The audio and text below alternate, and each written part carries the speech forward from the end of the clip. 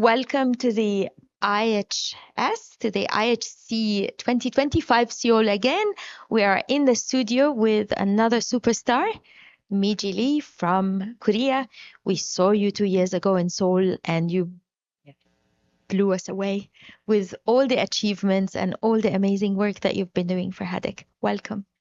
Thank you, Heba, for inviting me here. And it's my great pleasure to talk about my kind of research work. And it's really nice place. I know Sao Yeah. Paulo is beautiful, isn't it? I'm enjoying the weather and everything here. It's the fall. Yes. I've been there. Yeah. Yes. It's a pleasure to have you, and we thought it's a good opportunity for us to catch up with you. Nobody can catch up with you.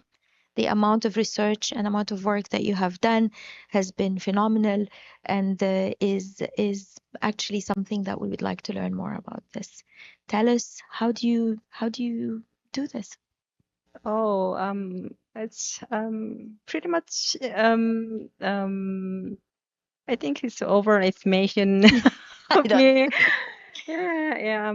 Actually, I started from scratch because I had no data at all, and there's no heading research ongoing in our university. So I had to start to generate data from my side.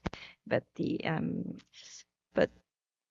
only thing I had the thousands of patients, because the medical system like us, ours, we see around 50 patients in half day session. Mhm. So 50 patients. yeah, for half day. So Mhm. it should be really quick, and but they need more and more. So I I had to pay the best effort to explain everything in a very short time while I need some data from them. So I started to make fill out papers, Mhm. and I gave them while they waiting for their turn in front of my So they clinic. fill the questionnaires while they're waiting to see you? Yeah, because this kind of high volume system makes a long wait in front of my clinic. So they are while they are bored, but they are writing something. It's a kind of It's a balance. win-win, huh? So they get a little bit more, they I don't hope feel that they're so. waiting that much, and we generate the data. Very creative, I think. Yeah, but you know that the patient-reported data are somewhat unclear and something inconsistent. So I wanted to make the questions very clear, and there should be a very quite the easy to read, easy to understand questions and the choices. So I had a long time to revise and improve the questions, and I really was proud of that questions because many patients were compliant to it because they don't like the long questions, No. but the after I revised and improved my questionnaires, and the completion rate and the clearness was quite improved. So I was able to collect many data from my patients, but that's not enough, having a data, and it's like this the simple database are very common and not that special for special research, but Mhm. but I wanted to answer my patients questions, frequently asked questions, and with evidence, but there's some area that have no evidence, which was the natural course and the prognosis. Yes. So they were always curious of what's going on, and what they will experience in the future. So they always curious if this is a good sign, this is something wrong, this is something indicative of the bad outcome. So Yes. I wanted to answer that, but I couldn't find anything relevant to those questions. Mhm. So I wanted to collect data very longitudinally. at everything at baseline and follow many quantitative things in structured manner at 1 month, 3 months, 6 months, and 1 year. So there was quite a lot information for me and for my research. So I was able to start with my research with this kind of longitudinal data. So I focused on some natural changes and the natural markers, longitudinal markers, and the some predictions with some baseline measurements and the and to predict their future outcome, like chronification or remission, like that. And so this was the first, this is how you started. Yes. How many publications are you at now? Oh, yeah, I think it's about 135 or so. 135. Oh, yeah, I think so. And do you feel that the skills that you have developed, if someone is new in the field, they would need to start exactly like you did? Or do you feel that now a few years have passed, that it's going to be easier for someone to start research? Oh, yeah, actually, I gave a talk to the juniors at the IHED meeting 2 days ago Yes. regarding the organizing their first headache clinic in a research setting, and I told them I gave them some tips for generating data, and I think it was hard for me.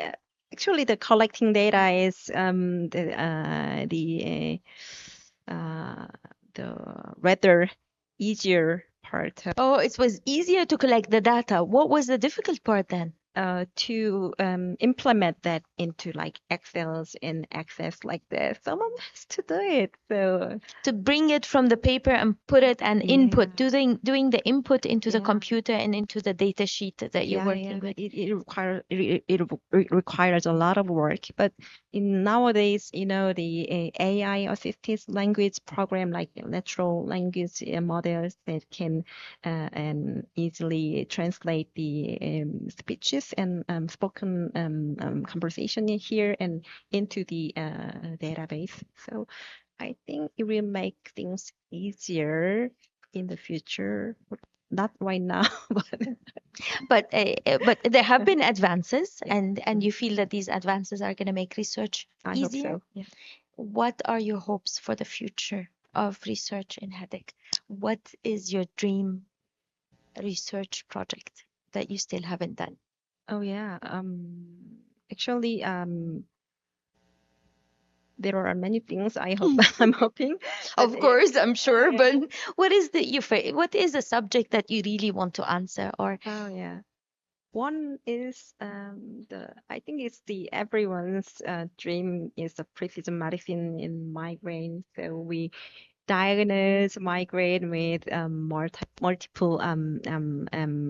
multiple markers like genetics and the biomarkers and the imaging, and we put them together and we can find a score that these patients will get a migraine in a few years. Like this kind of probability is a kind wow, of dream, and then we can move on to the predict the response from the to medications, yeah yeah which medications would work best? yeah How yeah. far are we in terms of years, in your opinion, to reach that? Oh yeah, actually, I'm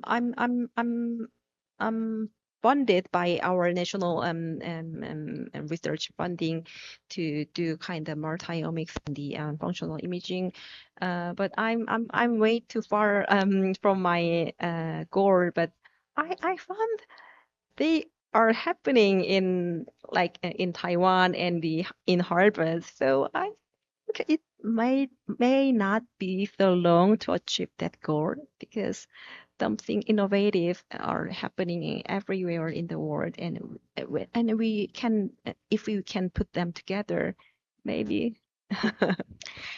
Um, for us, this interview was not only to hear about your research, but also to say thank you very much. Thank you for all the work that you have been doing, and also for all the inspiring achievements, because young researchers think, I can't do much, but you were able to achieve a lot with working hard. And the headache community all over the world is benefiting from all the papers and all the research that you're doing. And I, on behalf of the International Headache Society, wanted to thank you very much. Yeah, but I really want to mention that it was not my achievement. I just told you about how I started my research, but how I advanced my research, how I got this kind of achievements was or all about the great people's help like you and the other international colleagues and the our national colleagues. Actually, we did a lot of national multi-center registry on headache disorders, and they gave us a lot of information, and my research were much based on it, and the colleagues and big guys in headache field, they were so kind and generous, and every time I asked for help, they were willing to help. So it was not from my achievement. So Well, yeah. you also wanted, you put all the hard work, and I think the universe and the community supported you. It doesn't happen without, all the elements coming together. But we're very grateful for your work and very proud of all that you have done. And we wanted to thank you. Thank you very much. Thank you so much.